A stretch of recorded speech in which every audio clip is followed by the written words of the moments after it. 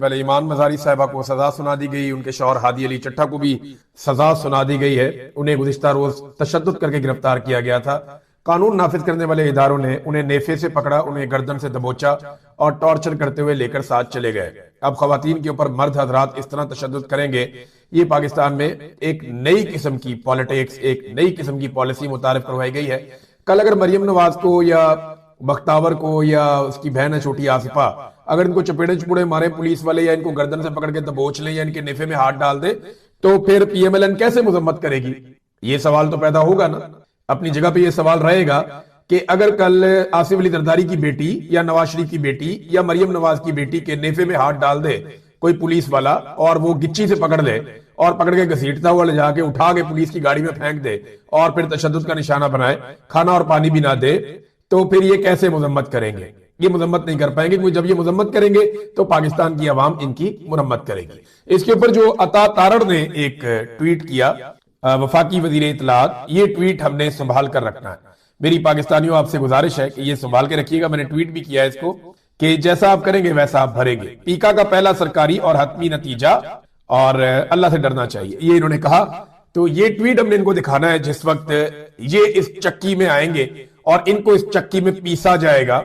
यानी एक लम्हे के लिए सोचे ना कि आसिम मुनीर की बेटी के साथ यही हो, ये जो अभी हुआ ईमान मजारी के साथ। जैसे ईमान मजारी के साथ वो आजादी मांगती है ना, और क्या मांगती है? इंसानी हकूक मांगती है। अगर किसी जर्नैल की बेटी नहीं मांगती या फील्ड मार्शल की बेटी नहीं मांगती तो भी उसका कसूर है, आपने उसकी और तरह तरबियत की है। ये बच्चे आजाद पैदा हुए, इनके दिमागों में गुलामी नहीं है, ये आजादी के साथ जिंदगी गुजारना चाहते हैं। तो बहरहाल सजा सुना दी गई ईमान मजारी को और उनके शौहर को।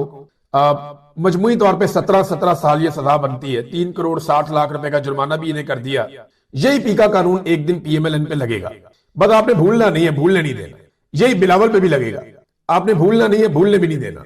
यही फजल रहमान पे लगेगा जो इस सिस्टम का सहूलतकार है, आपने भूलना नहीं है और भूलने भी नहीं देना। अदालतें कई मरतबा इमरान खान साहब को वीडियो लिंक पर पेश करने के लिए कह चुकी है। बहुत दफा कहा अदालतों ने कि लाओ इमरान खान को वीडियो लिंक पे पेश करो। आज तक कभी ये बहाना, कभी वो बहाना, कभी नेट नहीं आ रहा, कभी लिंक डाउन हो गया, कभी इमरान खान साहब का वहां पे ये प्रॉब्लम है, वो प्रॉब्लम है। लेकिन जैसे ही अदालत ने कहा कि ईमान मजारी को और उनके शौहर को वीडियो लिंक पे पेश करो, तो 5 मिनट लगे, सिर्फ 5 मिनट लगे। जज मजूका साहब ने जितने भी किसी मुलजिम को हक मुयस्सर होते हैं वो सारे छीन लिए। मिसाल के तौर पे ये साकिब बशीर साहब बताते हैं, जज अफजल मजूका ने ईमान मजारी और हादी अली चट्टा का आज हक के जिरा खत्म कर दिया, 342 का बयान देने का हक भी खत्म कर दिया और फिर हतमी दलाइल का हक भी खत्म कर दिया और 10-10 साल की कैद और जुर्माने की सजा सुना दी। ये तो जनाब मजबूरी तौर पे 17 साल बनती है, दीगर सजाएं भी हैं इसके अंदर। अब ईमान मजारी के बारे में जब जज ने कहा जी पेश करें उन्हें ऑनलाइन, तो अदालत क्यों नहीं लेकर आ रहे जनाब उन्हें? लॉ एंड ऑर्डर का मसला बन रहा है। एक निहत्ती लड़की से, कमजोर लड़की से आप इतना डर गए। बहरहाल चले, उन्होंने कहा जी पेश करें, तो 1 मिनट से भी कम वक्त में इन्हें पेश किया गया, थोड़े से वक्त के लिए, और अडियाला जेल से वीडियो लिंक के जरिए अदालत में पेश हुए। जज मजूका ने कहा कि आप जरा शुरू करें। ईमान मजारी ने पहले पूछा कि क्या मीडिया यहाँ पे मौजूद है अदालत में, फिर कहा हम पे तशद्दुद किया जा रहा है, हमें पानी और खाना नहीं दिया जा रहा, तुम अपनी नौकरी कर रहे हो, ये जज को कहा, तुम्हारी वजह से ये सारा कुछ हो रहा है, हम अदालती कार्रवाई का बाइकआउट करते हैं। ईमान मजारी पहले उठकर चली गई, फिर हादी अली चट्टा कुछ कहना चाहते थे, फिर वो भी उठकर चले गए। वीडियो लिंक बंद हो गया। जज साहब ने अपने अमले को कहा ये क्लिप काट कर मुझे भेज दें और फैसले का इंतजार करें, फैसला देता हूं। फिर जज ने वही फैसला कहा जो जज को लिख कर दिया गया था। वो मैं क्यों कह रहा हूं, ये जरा आप इस फैसले के अंदर ना ये एक पैराग्राफ है, ये देखिएगा। Promoted the agenda of prescribed individuals and organizations, the accused person declared the Pakistan state as terrorist state in their tweets. Currently, there are 4 countries designated as terrorist states, which are Cuba, the Democratic Republic of Korea, Iran and Syria. यानी आपकी अदालत फैसले में कह रही है कि इस वक्त दुनिया में 4 दहशतगर्द ममालिक हैं, जिनमें एक शाम है, एक ईरान है और एक कोरिया है और एक क्यूबा है। अंदाजा करें आप, आपकी अदालत कह रही है। और भाई दुनिया तो कहती रहती है पाकिस्तान इसको मानता है या नहीं मानता। क्या पाकिस्तान ये मानता है कि ईरान एक दहशतगर्द रियासत है? तो हमने जो ताल्लुकात रखे हुए हैं एक दहशतगर्द रियासत के साथ रखे हुए हैं। हमारे इस्लामाबाद में ईरानी सफीर क्यों है? हमारी जगह जगह ईरान के कौंसल खाने क्यों हैं? और पाकिस्तानी सफारत खाना फिर ईरान में क्यों है अगर एक दहशतगर्द मुल्क है वो? तो यानी मैं हैरान हो जाता हूं कि ये जज के दिमाग में बात कहां से आई। वो कह रहे हैं जी both the accused persons are advocates by profession and they have fully acknowledge that the Pakistan is not included in the list of terrorist states but they have intentionally in their tweets mentioned the Pakistan as a terrorist state which in fact is the agenda of BLA and TTP। देखिए ये जो जुमले हैं ना, कह रहे हैं जी कि इस लिस्ट के अंदर जो बनी हुई है आलमी सतह पे, इसमें पाकिस्तान तो है ही नहीं दहशतगर्द रियासत के तौर पे, लेकिन ये वकील हैं, ये जानते भी हैं, इसके बावजूद इन्होंने पाकिस्तान को दहशतगर्द रियासत कहा। दर हकीकत ये BLA और TTP के एजेंडा को फॉलो कर रहे हैं। अब जरा एक बात आप ज़हन में रखें कि ये जो जुमले लिखे गए हैं ना, ये एक अदालत के जुमले है ही नहीं। मैंने कई वकला को दिखाया, मैंने कहा जी आप इनको पढ़े ना, आप बताएं कि आपको जज ऐसा लिखता है। उन्होंने कहा जी नहीं, ये जज का नहीं। लेकिन क्योंकि मैं एक सहाफी हूं, सारी जिंदगी इन्हीं चीजों को पढ़ने में गुजरी है, तो इस किस्म के ना हमारी मिलिट्री एस्टेब्लिशमेंट की तरफ से जो डॉक्यूमेंट्स आते हैं ना, उनमें इस किस्म की तहरीर हो, ये तहरीर और ये सारी चीजें कहीं और बनकर आई है। ये फैसला भी कहीं और ही बनकर आया है और ये फैसला यहां पे जज साहब को दिया गया। जज साहब ने एज इट इज सुना दिया। इससे ज्यादा इसमें और कोई कहानी और इसकी कोई और औकात नहीं है। तो मैंने कल पाकिस्तानियों को कहा था अपने बच्चों को अच्छा गुलाम बनाएं, उन्हें गुलामी सिखाएं, उन्हें बताएं कि उन्होंने जूते पॉलिश करने हैं। मरियम नवाज की बेटियों के, उनके पोते पोतियों के, जरदारी के भी नवासे नवासियां नवासे पैदा हो गए हैं, उनके भी जूते पॉलिश करने हैं। और जो भी जर्नैल आए उसके बच्चों के भी जूते पॉलिश करने हैं। अपने बच्चों को अच्छा गुलाम आप पाकिस्तान में बनाइए। अगर आप चाहते हैं कि आपके बच्चों को कोई तकलीफ ना पहुंचे, हाँ ये कि आते जाते कोई पुलिस वाला चपेट मार दे तो गिला नहीं करना, आते जाते कोई कपड़े उतार के तलाशी ले ले तो गिला नहीं करना, कोई वैसे ही किसी बड़े आदमी को गुस्सा आ जाए, कोई 4 ठुंडे मार दे तो ज्यादती कर दे, कोई ऐसी चीज कर दे, आपने बुरा नहीं मनाना। अगर आपकी बच्चियां किसी जज की गाड़ी के नीचे आ जाएं तो बिल्कुल आपने माइंड नहीं करना। अपने बच्चों को ज़हनी तौर पे तैयार करें कि अगर जज का बच्चा आपको गाड़ी के नीचे दे दे, किसी जर्नैल का बच्चा आपको गाली दे दे, चपेट मार दे, कोई ज्यादती कर दे, किसी कर्नल की बीवी आपको ठुड्डे छुट्टे मार दे, तो आपने बिल्कुल माइंड नहीं करना। कोई सियासतदान अगर आपको लूट कर ले जाए, आपका कारोबार लूट ले, तो आपने बिल्कुल बुरा नहीं मनाना। अपने बच्चों को अच्छा गुलाम बनाइए। उन्हें बताइए कि अगर पुलिस वाला थप्पड़ मारे तो उसका शुक्रिया अदा करते हैं। कोई बिला वजह आपको तंग करे तो आप बिल्कुल उसकी तरफ मुड़ के नहीं देख सकते।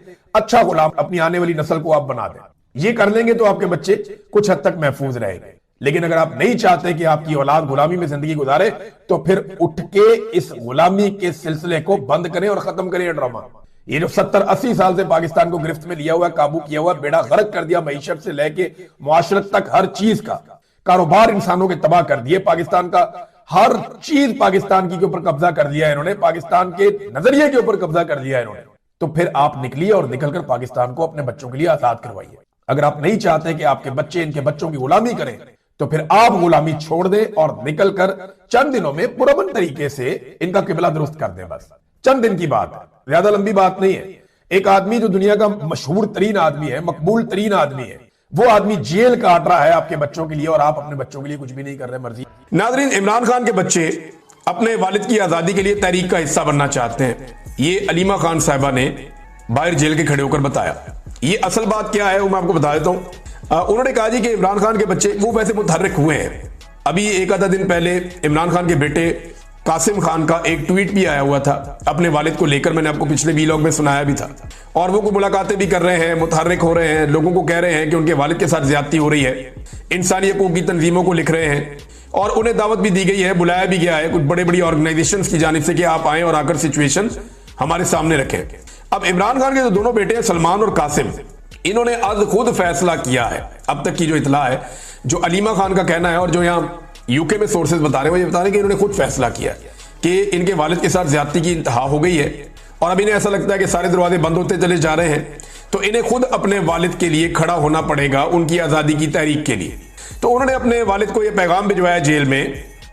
और इस पे जो अलीमा खान साहिबा ने कहा, उन्होंने कहा कि ये अपने वालिद को उन्होंने चॉइस नहीं दी कि आप इसके बारे में फैसला करें कि हमने क्या करना है। उन्होंने सिर्फ अपने वालिद को इन्फॉर्म किया है, पूछा नहीं है। और सलमान और कासिम ने कहा कि वो अमेरिका भी जाएंगे, वहां पे इंसानी हकूक के हवाले से सारी दुनिया को बताएंगे कि इमरान खान के साथ क्या हो रहा है। और उन्होंने कहा कि वो पाकिस्तान भी आएंगे और जो इमरान खान साहब की रिहाई की तहरीक है वो इसका हिस्सा बनना चाहेंगे। अब इमरान खान साहब की सोच हो सकता है इससे मुख्तलिफ हो सकता है उनकी अपनी भी यही राय हो कि ये होना चाहिए, लेकिन उनके बेटों ने यह डिसाइड किया है कि वो ये करने जा रहे हैं। अब नाज़रीन, इमरान खान साहब ने जो जेल से पैगाम भेजा वो भी मैं आपके सामने रख देता हूं। उन्होंने तहरीक का आगाज कर दिया है। 5 अगस्त तक के लिए उन्होंने कहा सारे तैयार हो जाएं और एक बड़ी तहरीक पाकिस्तान में शुरू करें। पाकिस्तानी अपनी आजादी और रूल ऑफ लॉ के लिए खड़े हों। जुडिशरी के हकूक ले लिए गए हैं, इंसाफ कहीं से नहीं मिलता। पाकिस्तानी अपने हकूक के लिए खड़े हों। अलीमा खान ने कहा कि हम भी निकलेंगे, हमारा खानदान भी निकलेगा, अगर हम पकड़े गए तो हमारे बच्चे निकलेंगे, हम हर जगह पे जाएंगे और जाकर इमरान खान के लिए आवाज उठाएंगे।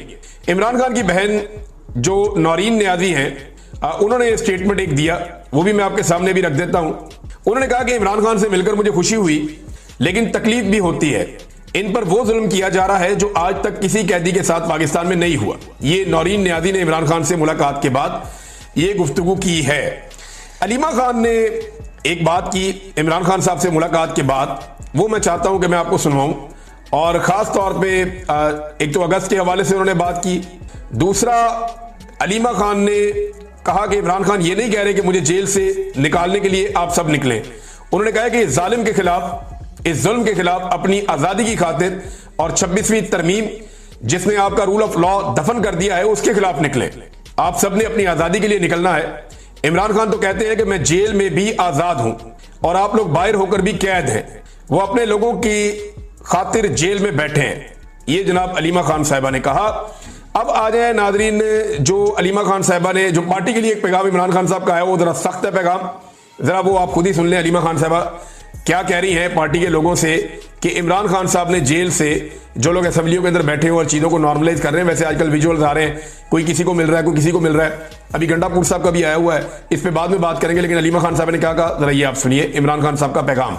मैं दे देती हूँ। उन्होंने कहा है जो असेंबलियों में आप इनके आगे घुटने टेक रहे हैं और आप इनके साथ समझ रहे हैं कि आप असेंबली खेलेंगे, आपको असेंबलियों में वोटर ने भेजा है। आपका काम है अपने वोटर की आवाज सुनना और आपका काम है अपने वोटर की नुमाइंदगी करना।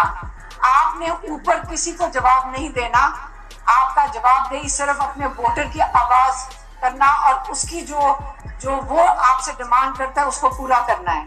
तो आप जब घुटने टेक देंगे इनके आगे, तो ये वो बता रहे हैं कि ये इसके बाद आपकी सियासत भी खत्म होगी और ये आपको क्रश कर देंगे। ये अलीमा खान साहब ने इमरान खान साहब का पैगाम बाहर पहुंचाया। इसके साथ ही जोड़ देते हैं गंडापुर साहब की तरह ये फोटो देख लें। फैसल करीम कुंडी साहब के पास वो गवर्नर हाउस में गए, क्योंकि वहां पे एक चीफ जस्टिस जो है वो हलफ उठा रहे थे खैबर पख्तूनख्वा पेशावर के। और इस मौके पर गंडापुर साहब भी गए, वहां पे अमीर मुकाम साहब भी गए। अमीर मुकाम साहब और गंडापुर साहब एक ही सोफे पे बड़े खुशगवार मूड में बैठे थे। सामने जो है वो फैसल करीम कुंडी साहब जो हैं वो भी बड़े खुशगवार मूड में बैठे थे। और यानी ये अब लोग जो हैं वो ये भी कहते हैं कि अवामी मफाद में या पब्लिक इंटरेस्ट में ये लीडर्स इकट्ठे हो जाते हैं और पब्लिक इंटरेस्ट में इन्हें इकट्ठे होकर बैठना पड़ता है। लेकिन पब्लिक का इनके इकट्ठे होने में या इनकी मुलाकातों में कोई इंटरेस्ट नहीं है, ये भी एक हकीकत है। और अदालतें कितना का इंसाफ दे रही हैं ये भी सारा पाकिस्तान जानता है। तो जब इस तरह के विजुअल्स आते हैं ना, जहां पे गंडापुर साहब उन लोगों के साथ खुशगपियां मार रहे होते हैं, खुश हो रहे होते हैं जिन लोगों ने इमरान खान के ऊपर जुल्म और जबर को जवाब फराहम किया है, जो लोग इमरान खान के साथ जुल्म और ज्यादती के हक में हैं, तो फिर लोग गुस्सा करते हैं, लोग रिएक्ट करते हैं। वो तमाम लोग रिएक्ट करते हैं जिनके लोग मारे गए हैं, वो तमाम लोग रिएक्ट करते हैं जिनके लोग जख्मी हुए हैं, वो तमाम लोग रिएक्ट करते हैं जो हजारों की तादाद में जेलों में बंद रहे हैं। तो उन्हें बुरा लगता है कि यहां पे अगर गंडापुर साहब ने जाना ही है तो कम से कम वो जाएं इस तरीके से कि उससे ये तासुर ना मिले कि यहां कोई बड़े जबरदस्त माहौल के अंदर कोई बड़ा इंजॉय हो रहा है। वो इंजॉयमेंट का तासुर है वो उसमें नहीं मिलना चाहिए। अब इसमें जो है वो तनकीद होती है और बार बार होती है। हालांकि गंडापुर साहब को बतौर वजीर आला हर जगह पे भी जाना भी होगा, लोगों से मिलना भी होगा, इंटरेक्शन भी करना होगा, गवर्नर से भी, वजीर आजम से भी, सबसे मिलना उनका जरूरी है। लेकिन इमरान खान साहब जो हैं वो जरा एक हार्ड पोजीशन उन्होंने ली हुई है, और वो इसलिए भी कि वो जेल में, और वो अपनी क़यादत से भी ये तवक्को करते हैं कि वो भी एक हार्ड पोजीशन लेंगे क्योंकि उनका लीडर जेल में है।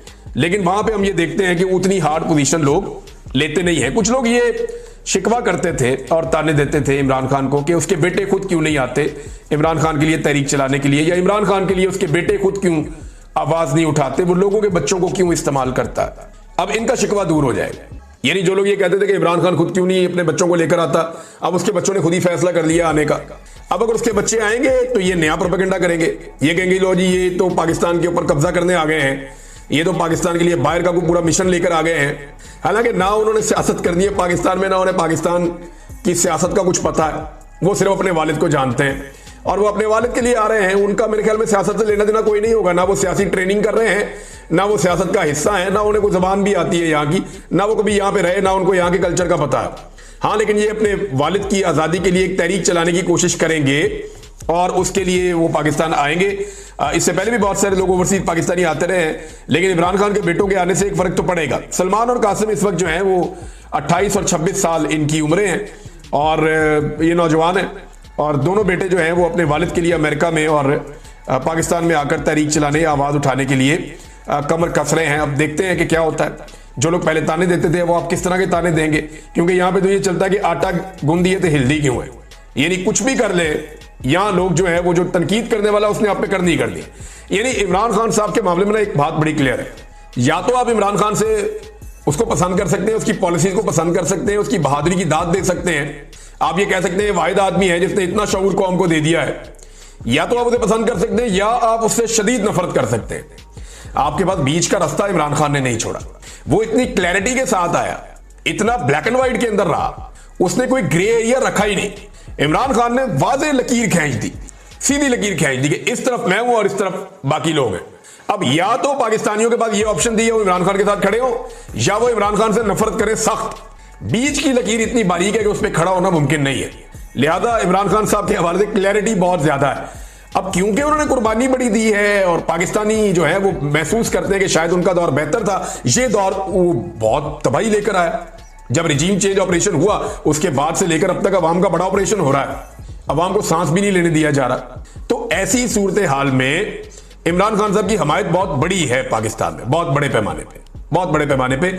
और अब इस निजाम को यह लगता है कि शायद ये कुछ यूट्यूब चैनल चलते हैं, इसकी वजह से इमरान खान की पॉपुलैरिटी है, ये पब्लिक में शऊर है। और भाई 5 महीने तो मैं अंदर ही था, बहुत सारे यूट्यूब चैनल बंद थे, पब्लिक को शऊर तो तब भी था जब उन्होंने आकर सख्त पाबंदियों के बावजूद